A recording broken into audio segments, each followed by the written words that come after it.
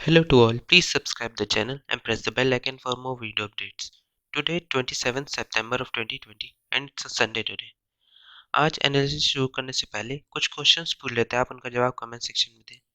जिससे पहले क्वेश्चन है कि हमारे इंडिया के क्या कौन है इस वक्त, controller and auditor general of India कौन है इस वक्त, उनका नाम आपको बताना है कमेंट सेक्शन में। दूसरा क्वेश्चन आता है प्रिंसिपल सेक्रेटरी ऑफ इंडिया कौन है, प्रिंसिपल सेक्रेटरी कौन है इस वक्त, ये आपको कमेंट सेक्शन में बताना है। और साथ ही साथ एक और क्वेश्चन है कि क्या कहते हैं एनजीटी जो है वो एनजीटी कितने जो क्या कहते हैं रूल्स कितने जो इन्वायरमेंटल मैटर्स जो डील करता है वो किस रूल्स के हिसाब से मैटर क्या कहते हैं डील करता है इन इन्वायरमेंटल मैटर्स को, ये आपको रूल्स के नाम बताने हैं, कौन कौन से रूल्स पर वो क्या कहते हैं अपने डिसीजन लेता है, ये आपको बताना है। ये तीन क्वेश्चंस का जवाब आप कमेंट सेक्शन में दें। साथ ही साथ आप ये भी बता सकते हैं कि कहते हैं कि आपको क्या दिक्कत है, ये भी आप कमेंट सेक्शन में बता सकते हैं। चलिए, आप हमारे टेलीग्राम चैनल को भी सब्सक्राइब कर सकते हैं, क्वेश्चन आर 247, ये डिस्क्रिप्शन पे दी हुई लिंक है, जहाँ पर आपको सारे पीडीएफ नोट्स मिल जाएंगे जो हम एनालिसिस शो करते हैं, वो पूरे पीडीएफ नोट्स आपको यहाँ मिल जाएंगे। आप यहाँ से एक्सेस कर सकते हैं, आप अपने पीडीएफ बना सकते हैं, साथ ही साथ आप अपने नोट्स भी बना सकते हैं यहाँ से देखकर, तो ये इसलिए हेल्पफुल होगा। तो आप इसे सब्सक्राइब कर लीजिए जिससे आपको ये सारे पीडीएफ नोट्स मिल जाए। चलिए, आज की एनालिसिस शुरू करते हैं। पहली न्यूज़ देखते हैं हम लोग। पहली न्यूज़ आती PM pitches for larger role in United Nation की। पीएम ने पिच किया है कि हमें यूनाइटेड नेशन में ज़्यादा रोल मिलना चाहिए। Modi assures UN General Assembly that India's vaccine are worth for the world की। क्या कहते हैं उसने हमारे पीएम ने एश्योर किया है कि यूएन की जनरल असेंबली में कि जो इंडिया में वैक्सीन बन रही है, जो फेज 3 ट्रायल चल रहा है एक वैक्सीन का, वो पूरी दुनिया के लिए होगी और एक चीप प्राइस में हम हर कंट्री के लिए प्रोवाइड करेंगे कि जिससे एक चीप कंट्री भी जो है, जो अनडेवलप्ड कंट्री भी है, वो भी उसे खरीद सके और अपने यहाँ कोरोना वायरस जो उनके यहाँ पैंडेमिक दिक्कत आ रही है वो ख़त्म कर सके। तो ऐसा इनका कहना है, तो इसलिए उन्होंने लार्जर रोल यूनाइटेड नेशन में मांगा है कि उन्हें यूनाइटेड नेशन में नया ज़्यादा से ज़्यादा रोल मिलना चाहिए। जो उनके पास अभी छोटा रोल है उससे एक बिग वे में क्या कहते हैं यूनाइटेड नेशन जनरल असेंबली में उन्होंने कहा कि उन्हें बिग वे में रोल वहाँ पे मिलना चाहिए। हम लोग देख लेते हैं यूनाइटेड नेशन को अलग से, यूएन को अलग से देख लेते हैं। यूएन यूनाइटेड नेशन ये एक इंटरनेशनल ऑर्गेनाइजेशन है जिसे फाउंड किया गया था 1945 में। It is currently made up of 193 member state, इस वक्त 193 मेंबर स्टेट है। its mission and work guided by the purpose and principle contained in its founding charter and implemented by its various organs। इसमें क्या कहते हैं इसमें कई organs हैं इसके, जैसे कई सारे सिक्योरिटी काउंसिल हो गया, फाइनेंशियल काउंसिल हो गया, तो इस तरह के कई काउंसिल है इनके पास इसके अंदर और कंप्राइज करता है यूनाइटेड नेशन। इसकी हिस्ट्री देख लेते क्या है। 1899 में इंटरनेशनल पीस कॉन्फ्रेंस हुई थी हैग में, जहाँ पे to elaborate instrument for settling crisis peacefully, की जो क्राइसिस उस वक्त चल रहे थे, वॉर चल रहे थे, उसको प्रिवेंट करने के लिए, खत्म करने के लिए एक पीस कॉन्फ्रेंस हुई थी वहाँ पे, इंटरनेशनल पीस कॉन्फ्रेंस हैग में। फिर adopted convention for the Pacific settlement international dispute and establish the permanent court of arbitration form किया गया था 1902 में। फिर for runner for the United nation was the league of nation. League of Nations ने decide किया कि हमें first world war के बाद इस्टेब्लिश इन 1919 ट्रीटी ऑफ वर्साइलेस के हिसाब से कि प्रमोट इंटरनेशनल कोऑपरेशन, की इंटरनेशनल कोऑपरेशन हो, पीस सिक्योरिटी हो, इसलिए उन्होंने कहा था। United nation coined by the United states. United nation नाम यूनाइटेड स्टेट्स के नाम के द्वारा निकाला गया है, प्रेसिडेंट फ्रैंकलिन डी रूजवेल्ट के द्वारा। ये एक डॉक्यूमेंट था, वो called the declaration bye United nation, जो साइन किया गया था 1942 में 26 नेशंस द्वारा, pledging to government to continue fighting together against the Axis powers। जो Axis powers है, रोम, बर्लिन, टोक्यो, एक्सिस, इनसे Axis पावर से लड़ने के लिए इसे बनाया गया था। यूनाइटेड नेशन कॉन्फ्रेंस और इंटरनेशनल ऑर्गेनाइजेशन इसका ये ऑर्गेनाइजेशन है। यूएन चार्टर ऑफ 1945 ये फाउंडिंग ट्रीटी थी यूनाइटेड नेशन की, इंटर गवर्नमेंटल ऑर्गेनाइजेशन। इसके कंपोनेंट्स देख लेते हैं, मेन ऑर्गन्स है क्या यूनाइटेड नेशन की। General assembly, security council, economic and social council, trustee council, international court of justice, UN secretary. All the six were establish in 1945। जो UN found किया गया था उसी वक्त ये एस्टेब्लिश किए गए थे, ये छः हो गए, छः ऑर्गन जो यूनाइटेड नेशन ये दिख रहे हैं। ये आप याद रखिएगा, ये छः ऑर्गन जब फॉर्म किया गया था यूनाइटेड नेशन, तभी ये फॉर्म किए गए थे। चलिए अगली न्यूज़ देखते हैं। अगली न्यूज़ आती है सीबीआई चार्जशीट 9 सस्पेंडेड पुलिसमैन इन सत्ताकुलम केस की। इसमें इंपॉर्टेंट कंटेक्स्ट नहीं है, इंपॉर्टेंट है सीबीआई, तो सीबीआई को हम लोग अलग से देख लेते हैं। CBI central bureau of investigation, ये एक प्रीमियर इन्वेस्टिगेशन है, पुलिस एजेंसी है। ये फंक्शन करती है under the superintendence of the department of personnel, ministry of personnel, pension and public grievances, government of India के अंदर वर्क करती है। ये कई इन्वेस्टिगेशन ऑफिसर्स इसमें वर्क करते हैं प्रिवेंशन ऑफ करप्शन एक्ट के खिलाफ। एक सेंट्रल विजिलेंस कमीशन के साथ मिलके भी वर्क करती है करप्शन को हटाने के लिए।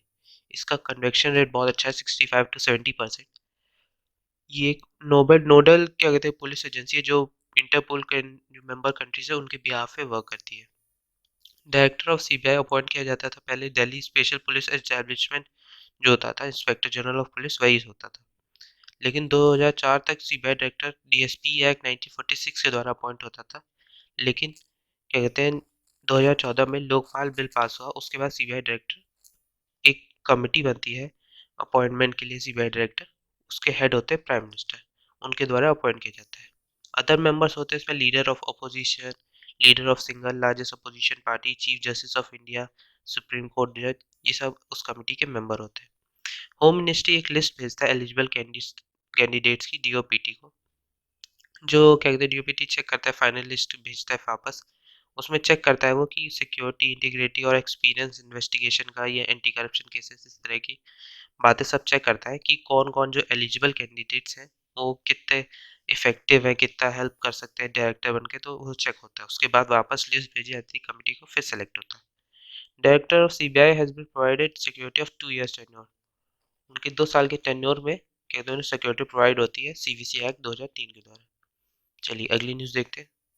अगली न्यूज़ आती है NCB question Deepika for 5 hours in drug racket case की। इसमें वही कहा गया जो अभी केस चल रहा है ड्रग रैकेट वाला, सुशांत सिंह राजपूत के बाद जो डेथ है हुई थी, उसके बाद ये ड्रग रैकेट केस वहाँ पे पकड़ा गया है, तो उस पर पूरी पूछताछ चली हर एक्ट्रेस से, हर एक्टर से, ड्रग केस के ऊपर। तो उस पर ये इंपॉर्टेंट आता है एनसीबी, जो एनसीबी पूरा ये चेक कर रहा है ड्रग रिलेटेड इशू, तो उस पर इंपॉर्टेंट है एनसीबी। एनसीबी को हम लोग अलग से देख लेते हैं। एनसीबी ये नारकोटिक्स कंट्रोल ब्यूरो, ये फॉर्म किया गया था गवर्नमेंट ऑफ इंडिया द्वारा 1986 में under narcotic drugs and psychotropic substance act 1985।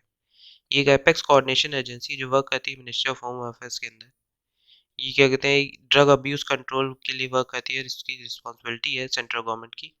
तो उसके लिए ये नारकोटिक्स कंट्रोल ब्यूरो फॉर्म किया गया था। Narcotic drugs and psychotropic substance act 1985 ये प्रोवाइड करता है penalty of property derived from of used illegal traffic in narcotics drugs. ये एक्ट बनाया गया था to express provision for constitution and central authority for the purpose of exercising the power and function of the central government under the act, इसके इसलिए बनाया गया था। चलिए अगली न्यूज़ देखते हैं।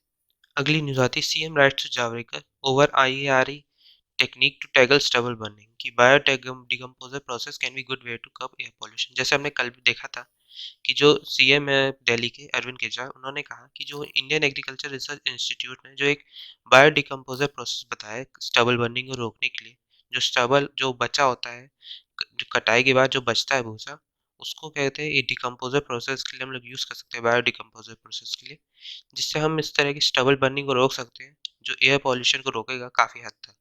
क्योंकि अगर स्टबल बर्निंग हुई तो काफ़ी ज़्यादा जो एयर इंडेक्स होता है या जो एयर क्वालिटी होती है वो काफ़ी ज़्यादा डैमेज होती है। वहाँ पे सांस लेने की लोगों को दिक्कत हो जाती है दिल्ली में, क्योंकि पंजाब हरियाणा में बहुत ज़्यादा सब जानते हैं कि कहते हैं ये सब बहुत ज़्यादा खेती होती है वहाँ पे। तो जो स्टबल होता है जब जलता है तो पूरी ज़्यादा हवा हवा के कारण पूरी दिल्ली में दिक्कतें बहुत ज़्यादा हो जाती है, तो एयर पॉल्यूशन बहुत ज़्यादा डैमेज हो जाता है। तो इसलिए सीएम ने जावड़ेकर लिखा है कि जो इंडियन एग्रीकल्चर रिसर्च इंस्टीट्यूट ने जो बायो डिकम्पोजर टेक्निक बनाई है उसके बारे में लोग क्या कहते हैं गवर्नमेंट को सोचना चाहिए। चलिए अगली न्यूज़ देखते हैं। अगली न्यूज़ आती है lecture series to mark centenary of discovery of Harappan civilisation. एक लेक्चर सीरीज बनाई जा रही है हड़प्पन सिविलाइजेशन को दिखाने के लिए। Experts working on archaeological project to share insight की, जो आर्कियोलॉजिकल प्रोजेक्ट्स पे जो वर्क कर रहे हैं एक्सपर्ट, उनकी जो इंसाइट्स है उसके पर ये क्या कहते हैं सीरीज लेक्चर सीरीज बनाई जा रही है। इसमें बताया गया कि to mark the centenary of the discovery of Harappan civilisation at Mohenjodaro, जो इंडिया का स्टडी सेंटर था trust in collaboration with the directorate of archaeological and museum Maharashtra, एक 10 डे ऑनलाइन लेक्चर सीरीज बनेगी क्या कहते हैं फ्रॉम October 5, जो क्या कहते हैं हड़प्पन सिविलाइजेशन के बारे में पूरा बताएगी लोगों को, जो एक्सपर्ट्स के द्वारा जो इंसाइट्स हैं उनकी सारी इंफॉर्मेशन यूज़ करके ये लेक्चर सीरीज बनाई जा रही है। चलिए अगली न्यूज़ देखते हैं हम लोग। अगली न्यूज़ आती है ED calls for details of Dinesh Kuduria assets. Important context नहीं, इंपॉर्टेंट है ईडी, इन्फोर्समेंट डायरेक्टरेट। इसको हम लोग अलग से देख लेते हैं। ED, the directorate of enforcement, ये एक लॉ इन्फोर्समेंट एजेंसी है और इकोनॉमिक इंटेलिजेंस एजेंसी है जो रिस्पॉन्सिबल होती है इकोनॉमिक लॉस और fighting economic crime in India. ये वर्क करती है department of revenue, ministry of finance, government of India के अंदर। इसके अंदर कई ऑफिसर्स आते हैं, कई डिफरेंट डिफरेंट डिपार्टमेंट्स के, जैसे Indian revenue service, Indian corporate law service, Indian police service, Indian administrative service के ऑफिसर्स में एक साथ वर्क करते हैं। इसका ओरिजिन हुआ था 1 में 1956 को इन्फोर्समेंट यूनिट के नाम से। क्या कहते हैं इसे पहले बनाया गया था क्या कहते हैं 1956 में, लेकिन फिर 1957 में इसे रीनेम किया गया इन्फोर्समेंट डायरेक्टरेट के नाम से। कंपोजिशन इसमें कई ऑफिसर्स आते हैं डेप्यूटेशन में, जैसे कस्टम एंड सेंट्रल एक्साइज के, इनकम टैक्स, पुलिस एक्सेट्रा, कई एजेंसीज के कहते हैं ऑफिसर्स में आते हैं डेप्यूटेशन पे। ये कहते हैं इसमें एक कोर्ट होती है पीएमएलए कोर्ट, वो सारा डिसीजन लेती है। कोई भी इशू होता है फॉरेन एक्सचेंज या prevention of smuggling activities act 1974 के रिगार्ड में भी कोई केसेस आते हैं, इकोनॉमिक इश्यूज कोई भी केस आते हैं तो वो पीएमएलए कोर्ट पे जाते हैं।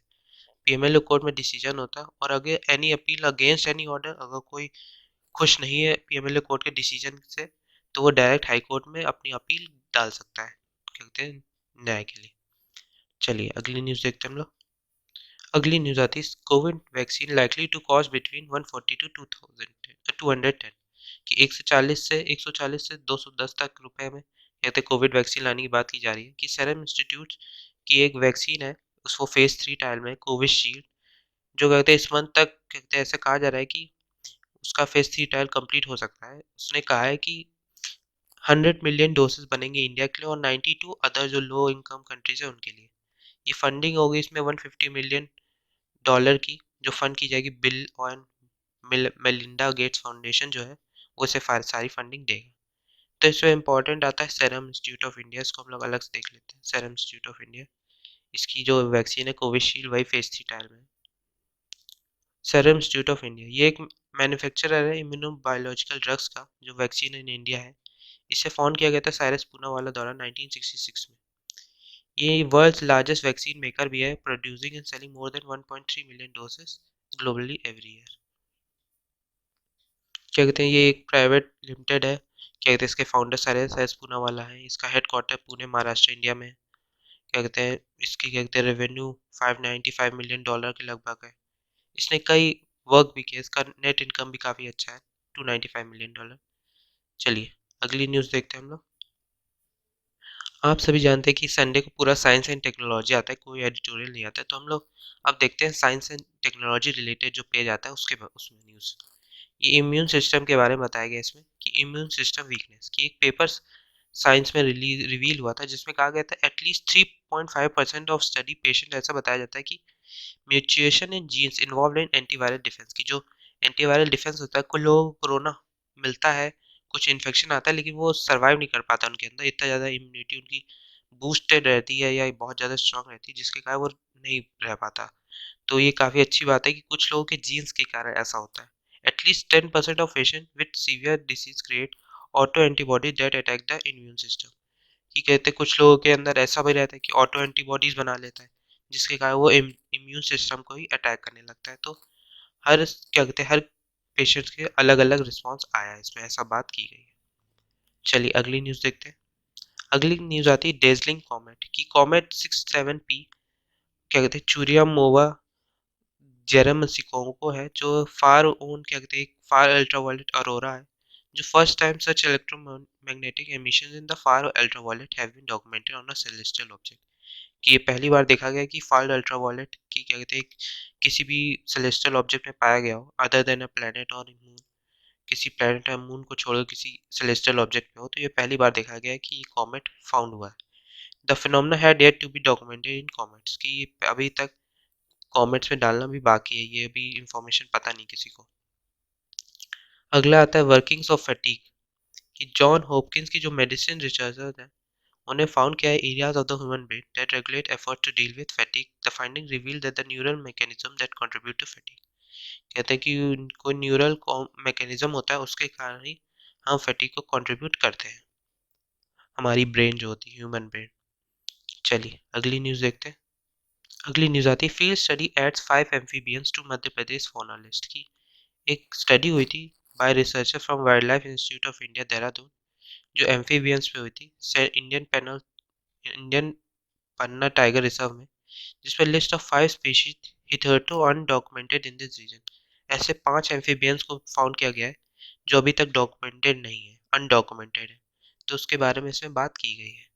इसमें कहा गया है कि ऑफ द 5 स्पीशीज जो फाउंड हुए हैं, the group has added to the fauna list of Madhya Pradesh. Other dove toad, जैसे डॉव टोड हो गया found in peninsular India, Odisha paddy frog या inhabitant of the eastern India, wrinkle cricket frog earlier served in Karnataka पहले था, पीरास cricket frog Nepal में देखा जाता, नेपाल भूटान आसाम में देखा जाता था, western burrowing frog earlier seen in western India.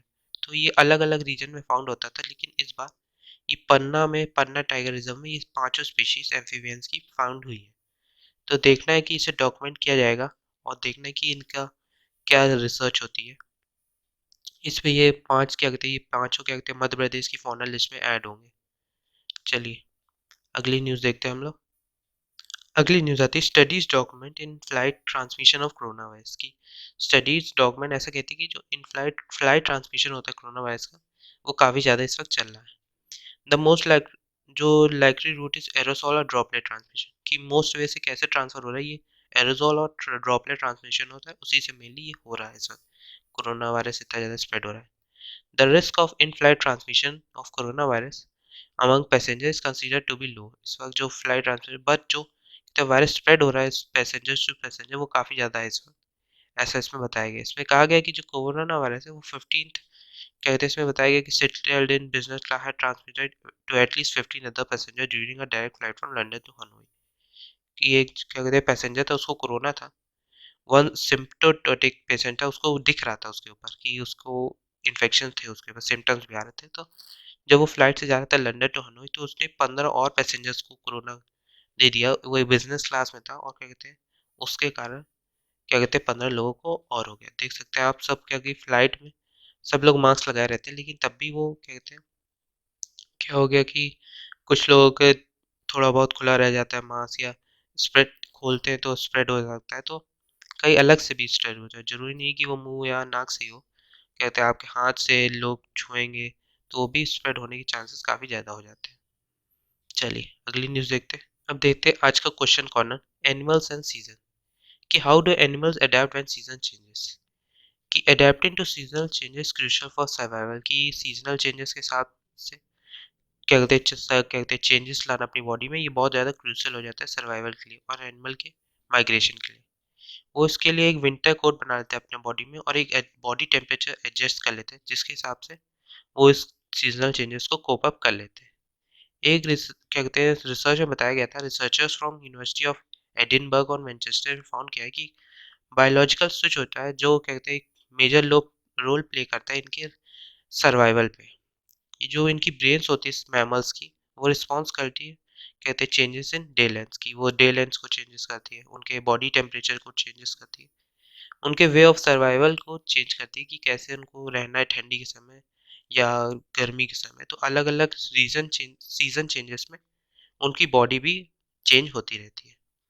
चलिए आज के लिए इतना ही, थैंक यू वेरी मच। अगर आपने चैनल को सब्सक्राइब नहीं किया तो चैनल को सब्सक्राइब कर दें और प्लीज़ लाइक बटन जरूर दबा दें। Thank you very much.